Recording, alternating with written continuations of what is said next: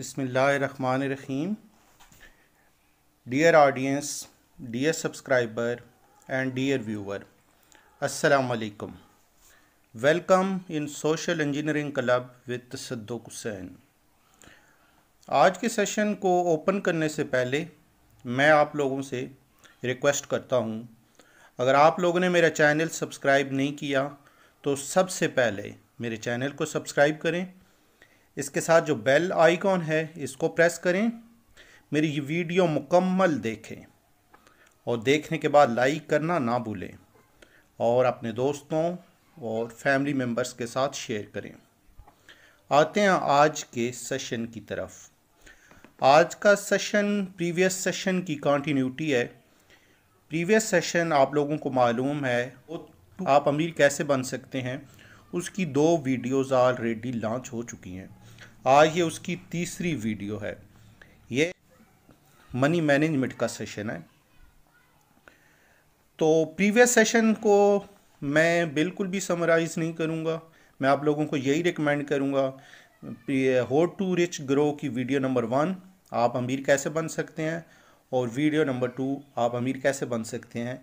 इस वीडियो को सुनने और देखने से पहले उस वीडियो को देखें और सुनें। आज जिस टिप से स्टार्ट करते हैं वो है how to cut down your unnecessary expenses. आपने अपने अननेसेसरी एक्सपेंसेस को कट डाउन करना है। जैसा कि प्रीवियस वीडियो में इस बात का जिक्र हुआ है कि जो क्रेडिट कार्ड है सैलरी होल्डर पर्सन के लिए बिल्कुल रिकमेंडेड नहीं है। आपने क्रेडिट कार्ड के ऊपर बिल्कुल नहीं जीना, वरना ये आप लोगों का जीना हराम कर देगा। तो आपने गैर ज़रूरी जितने भी अखराजात हैं उनको कट डाउन करना है।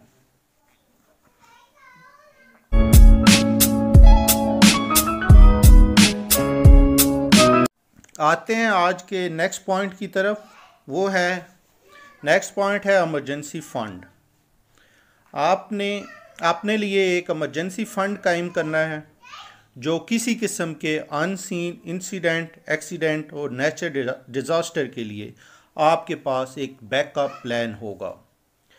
इन तमाम हालात में आपके पास एक हैंडसम अमाउंट होनी चाहिए जो इन हालात में फाइनेंशियल क्राइसिस को आप फेस कर सकें।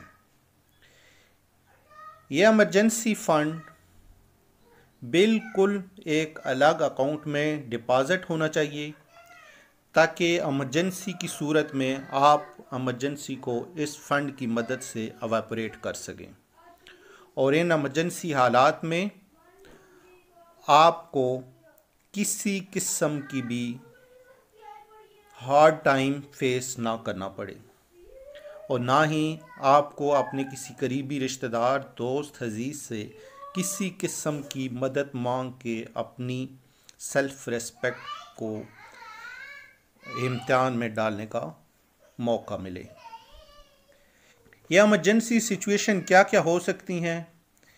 ये इमरजेंसी सिचुएशन डिफरेंट किस्म की हो सकती है, जैसे कि मेडिकल इलनेस, सिकनेस, किसी किस्म का बड़ा हादसा, और कोई अगर आपके पास कोई ऐसा हादसा है जैसे गाड़ी, मकान या कोई और इस तरह की चीज़, उसकी रिपेयर मेंटेनेंस, बड़ी किस्म की रिपेयर मेंटेनेंस।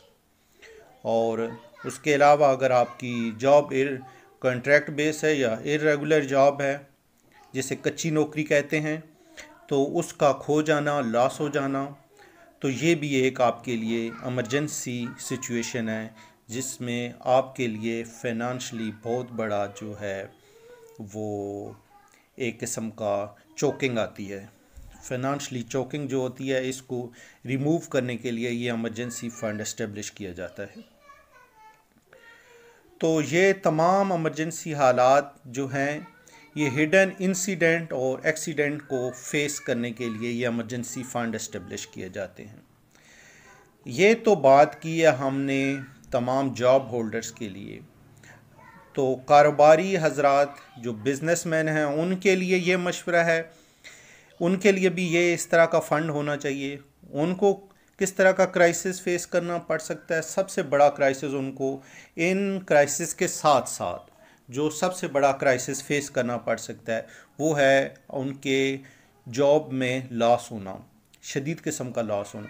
जैसे अभी रिसेंटली कोविड-19 की वजह से बहुत सारे बिजनेस जो है उन पे इम्पेक्ट आया। इवन के वर्ल्ड वाइड कंट्रीज़ की जीडीपी जो है नेगेटिव में चली गई है इन 2-3 महीनों के अंदर अंदर। तो of course GDP directly related to business, तो बिजनेस भी उससे अफेक्ट हुए हैं और बुरी तरह अफेक्ट हुए।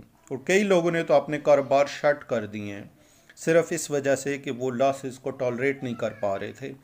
तो ऐसे हालात में आपके पास ये जो इमरजेंसी फ़ंड होगा वो बैकअप का काम देगा उसके लिए, क्योंकि ये लॉसेस जो होते हैं या इस तरह के कोविड-19 जैसे हालात जो थे ये टेम्परेरी थे, टेम्परेरी हालात थे।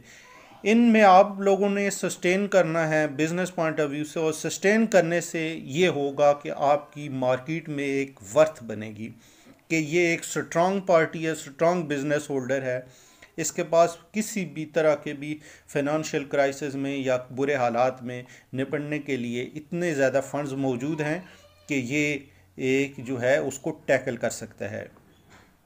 तो ये आपके लिए एक पॉजिटिव इमेज क्रिएट करेगा और मार्केट में आपका एक स्टेटस बना देगा कंपटीटर्स के मुकाबले में। आते हैं नेक्स्ट पॉइंट की तरफ। नेक्स्ट पॉइंट है जॉब होल्डर्स के हवाले से है, वो है रिटायरमेंट प्लान। जितने भी जॉब होल्डर्स हैं उनका एक strong concrete based retirement plan होना चाहिए। उसके लिए कुछ फाइनेंशियल एक्सपर्ट्स जो हैं वो रिकमेंड करते हैं मंथली इनकम का 10 से 15% मंथली इनकम का उनको बिल्कुल एक अलग थलग अकाउंट में डिपॉजिट करवाना चाहिए, ताकि रिटायरमेंट के बाद उनके पास इतना ज़्यादा सरमाया हो, इतनी ज़्यादा अमाउंट हो कि वो किसी किस्म का भी कारोबार शुरू करना चाहें तो वो कारोबार शुरू कर सकते हैं, ताकि उनकी ताहयात उनको एक इनकम पेंशन के तौर पे मिलती रहे और उनका गुज़र बसर उससे चलता रहे। तो ये भी इम्पॉर्टेंट है इस पॉइंट ऑफ व्यू से कि रिटायरमेंट के बाद आप क्या करेंगे। तो ये एक आइडियल प्लान है रिटायरमेंट लोगों के लिए। तो इसका आगाज़ रिकमेंडेड यही होता है, जो आपकी जॉब स्टार्ट हो तो आपने इसका अर्ली अर्ली जॉब स्टार्ट होते ही आपने इसको इम्प्लीमेंटेशन करनी है। लेकिन अगर इन केस आप किसी वजह से नहीं कर पाए इसके ऊपर एग्जीक्यूशन, तो अभी भी आपके पास वक्त है, चाहे बेशक 1 साल ही क्यों ना हो आपकी रिटायरमेंट को, तो 10 से 15% आज से ही सेव करना शुरू कर दें। तो अगर इन केस कारोबार नहीं भी कर सकते तो इतना ज़्यादा सरमाया तो एटलीस्ट होना चाहिए कि आपके डेली के जो एक्सपेंसेस हैं वो उससे पूरे हो, जो आपके पास डिपॉजिट है हैंडसम अमाउंट।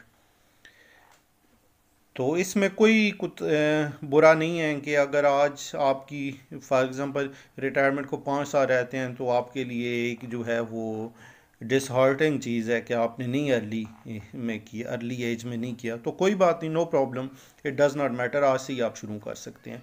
इसका एक सब्स्टिट्यूट भी है, वो भी मैं आपको बताता चलूँ। इंश्योरेंस पॉलिसी भी इसका एक सब्स्टिट्यूट काउंट किया जाता है। आप रिटायरमेंट प्लान के हिसाब से इंश्योरेंस करवाएं, अपनी जॉब के स्टार्ट होते ही इंश्योरेंस पॉलिसी प्रीमियम जो होती है वो पे करना शुरू कर दें, और जो आपकी रिटायरमेंट हो उस पर ही आप उसको इस हिसाब से आप उसको स्टार्ट करें, 1-2 साल पहले उसका एंड हो जाए, तो उससे भी आपको एक हैंडसम अमाउंट आ सकती है जिससे आप कुछ भी कारोबार शुरू कर सकते हैं।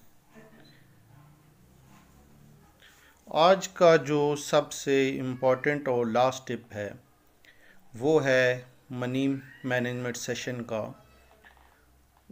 वो है कि आपने एक मखसूस स्पेसिफिक ड्यूरेशन के बाद, एक मखसूस अरसे के बाद, ज़्यादातर रिकमेंडेड किया जाता है ये duration quarterly, 3 months, after every 3 months, तो आपने अपनी क्रेडिट रिपोर्ट्स को रिव्यू करना है और उन क्रेडिट रिपोर्ट्स को आपने प्रीवियस क्रेडिट रिपोर्ट के प्रीवियस क्वार्टर की क्रेडिट रिपोर्ट के साथ कंपेयर करना है, और उसके बाद आपने अपनी प्रोग्रेस को मेजर करना है कि आपका ये ट्रेंड अपवर्ड है, डाउनवर्ड है या स्टैग्नेट है उस पोजीशन पे।